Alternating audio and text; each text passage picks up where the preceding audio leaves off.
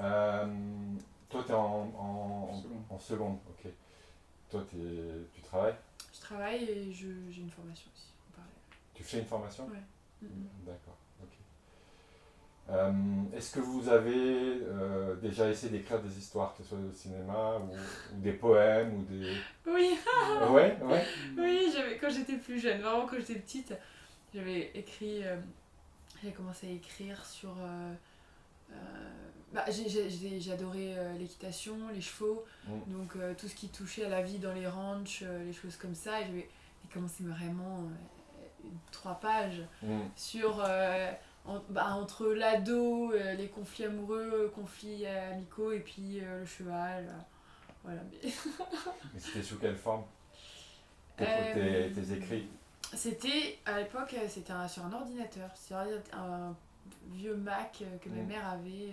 mm. Et j'avais écrit ça, elle l'a retrouvé il n'y a pas longtemps, la trace. D'accord, donc c'était de l'écriture. Oui. Ok. Est-ce que vous connaissez ce qu'on appelle l'écriture décalée? C'est-à-dire, en fait, quand on tape, on est concentré sur ce qu'on est en train d'écrire. Mm. Donc, en fait, le cerveau, il est pratiquement à 100% concentré sur Mm. la forme du texte. Mm. Un début, un milieu, une fin. Mm.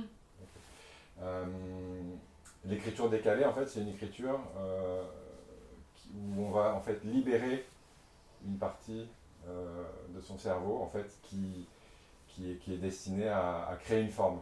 Donc, on va utiliser, je sais pas si j'en ai un, voilà, ça. C'est des enregistreurs, c'est-à-dire qu'en fait, Mm. On dicte, enfin. on oublie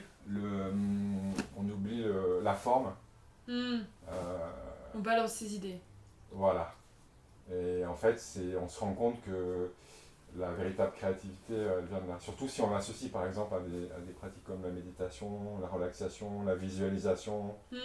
Vous connaissez un peu sophrologie, tout ça? Mm. Voilà. Oui.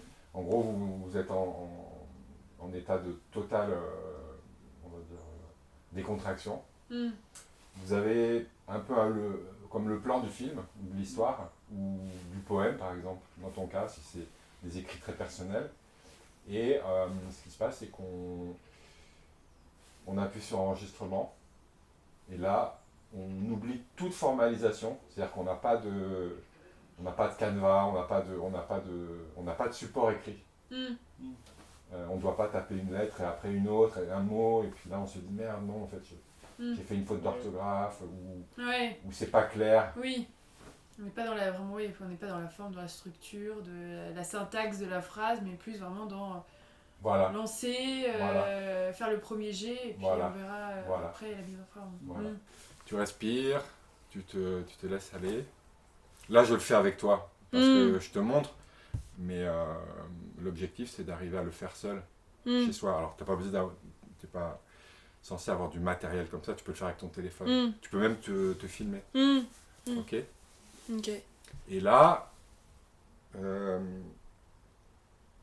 vraiment, tu laisses les images venir à toi. Mm. Et tu vas voir qu'en fait, les images qui vont arriver à toi, elles seront extrêmement sensibles. Mm. Elles ne seront pas intellectuelles. Mm. Tu vois, Mm. c'est l'intérêt de cette technique. Ok, oui.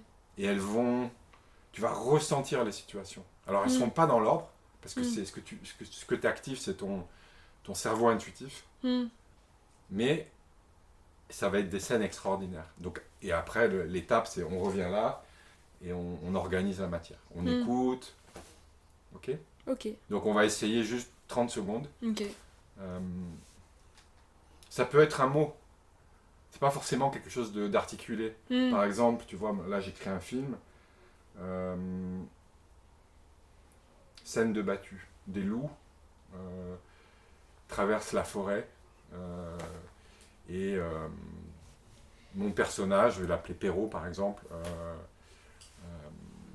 aperçoit un couple de loups, pointe son fusil vers eux, tire, il ne se passe rien. Les loups ne sont pas touchés. Mm. Ça, c'est une image. Mm. En fait, c'est ça le travail d'écriture décalée. Mm. Tu vois? Ok. Oui, par exemple, ça peut être une vie de famille, tout ce qu'il y a de plus basique, et le décès de quelqu'un. Et le quotidien chamboulé, et les positions dans la famille changent, et des non-dits émergent, et on découvre qu'on ne se connaît pas. Très bien. Donc là, en fait, ce que tu as sorti en 30 secondes, c'est déjà une courbe narrative. C'est-à-dire qu'on a une situation de départ. On sent qu'il y a du conflit. Il y a des personnages qui vont être en interaction. Et après, la question, c'est est-ce que ça va dérouler sur une nouvelle situation harmonieuse ou au contraire Oui. Tu vois? Oui. Comment ça va se faire? Est-ce que tu conduis ou pas? Tu fais du vélo? Je fais du vélo, oui. Ok. Bah, quand tu fais du vélo ou quand tu conduis une voiture, au début, tu es concentré sur la route, ta position, la position des autres. Et il y a un moment, peut-être après 30 minutes, 40 minutes, 1 heure, où en fait ton cerveau il rentre dans une forme d'auto-hypnose. C'est-à-dire qu'en fait, tu penses plus du tout à la route. Ouais. Tu penses à plein d'autres choses. Et toutes ces choses-là, c'est ça l'écriture intuitive. Pourquoi? Parce qu'en fait, ton cerveau, il se concentre sur la conduite. Mais quand il a intégré ce que c'est que conduire, il n'a plus besoin de se concentrer là-dessus. Ouais, je vois, quand tu fais du vélo au début. Enfin, avant oui, mais maintenant tu prends le vélo, tu penses tout de suite à autre chose. Voilà. Quand tu fais du vélo. Voilà. Donc c'est pareil. Ok.